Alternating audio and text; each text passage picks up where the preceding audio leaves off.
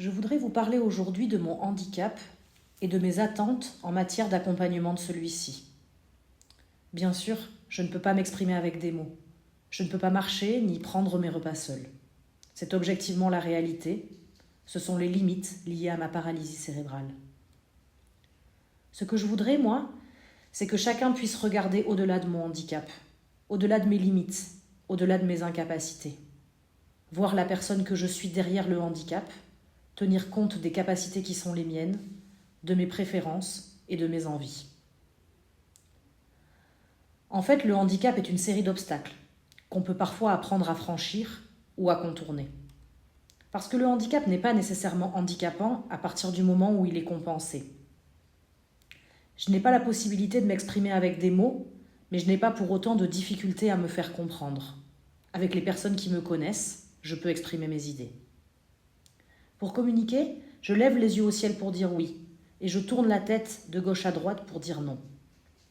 Maintenant, encore faut-il que mon interlocuteur me pose des questions fermées auxquelles je puisse répondre par oui ou non. La consigne paraît simple, mais je peux vous dire que certains ne l'ont toujours pas intégrée, même après de longues années. Ça me fait parfois rire, d'autres fois c'est sacrément chiant. Comme je ne peux pas poser de questions, il est important pour moi que mon interlocuteur reformule souvent ce qu'il dit pour vérifier que nous parlons bien de la même chose. Un mot peut changer beaucoup de choses dans une phrase, alors en l'absence de mots, les malentendus sont encore plus présents. Je suis obligée de me satisfaire d'une traduction approximative de mon ressenti, de ma pensée, y compris avec les gens qui me connaissent le mieux. Je me souviens qu'une fois où j'ai tenté d'exprimer à un professionnel ma peur de tomber pendant un accompagnement à la toilette. Il a interprété que je souhaitais écouter une chanson et a gentiment allumé la musique pour me faire plaisir. Ce genre de situation suscite chez moi un sentiment de résignation. Ai-je vraiment le choix d'y accorder de l'importance ? Que m'apporterait la colère ou la frustration de toute façon ? Pour écrire ce texte aujourd'hui, j'ai été accompagnée par 2 professionnels de la RIMOC sur plusieurs séances. Ça prend pas mal de temps de peser chacun de ces mots. Je n'ai pas la possibilité de m'exprimer oralement, mais j'ai bien d'autres possibilités d'expression.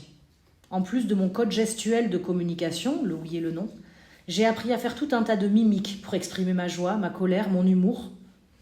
Ça sort spontanément, j'aurais dû être actrice. Tous mes proches vous diront même que j'ai un sacré talent pour me faire comprendre, envers et contre tout. Certains parlent de persévérance, de ténacité, voire d'insistance ou d'entêtement.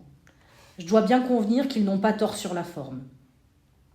Mais sur le fond, je ne sais pas si vous pouvez imaginer l'énergie que je dois déployer pour me faire comprendre et tenter de transmettre toutes les nuances que j'aimerais exprimer.